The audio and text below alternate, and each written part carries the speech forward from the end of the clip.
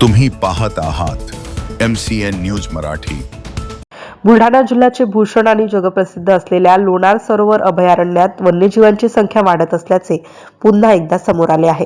दाट जंगलात बिबट्या मुक्तपणे विहार करतानाचे दृश्य समोर आल्याने लोणारच्या समृद्ध जैवविविधतेवर शिक्कामोर्तब झाले असून निसर्ग अभ्यासकांनी याचे स्वागत केले आहे।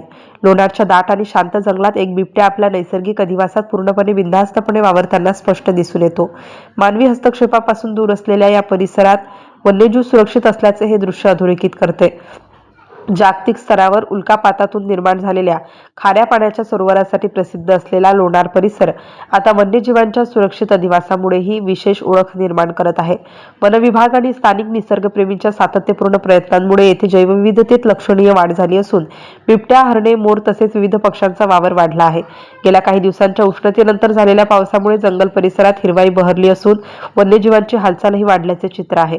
या निसर्गरम्य वातावरणात बिबट्याचा मुक्त संचार वन्यजीव संवर्धनासाठी सकारात्मक संकेत मानला जात आहे। अनेक वर्षांपासून लोणार परिसरातील वन्यजीव आणि पर्यावरणाचा अभ्यास करणारे निसर्ग अभ्यासक सचिन कापुरे यांनी या घटनेमुळे बुलढाणा जिल्ह्याच्या समृद्ध जैवविविधतेचे महत्त्व पुन्हा एकदा अधोरेखित झाल्याची प्रतिक्रिया दिली आहे।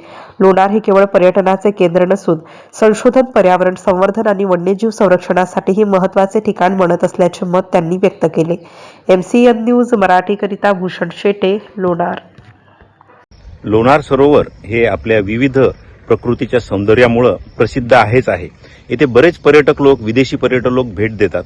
आता सध्या या हिरवळीमध्ये पाऊस चांगला पडल्यामुळे सर्वत्र हिरवळ झालेली आहे व या हिरवळीच्या पावसांच्या थेंबामध्येच आत्ताच काल आम्हाला पर्यटकांना मोठ्या प्रमाणात लेपर्डची सायटिंग झाली आणि असं सुंदर एक लेपर्ड मोठ्या दगडावर सरोवराच्या या निसर्गाच्या सौंदर्यात भर पाडताना दिसला व बऱ्याच पर्यटकांनी त्याला बघितलं, आपल्या कॅमेऱ्यात कैद केलं आणि सुंदर असा हा लेपर्ड लोणार सरोवरातील सर्व लोकांना दिसला।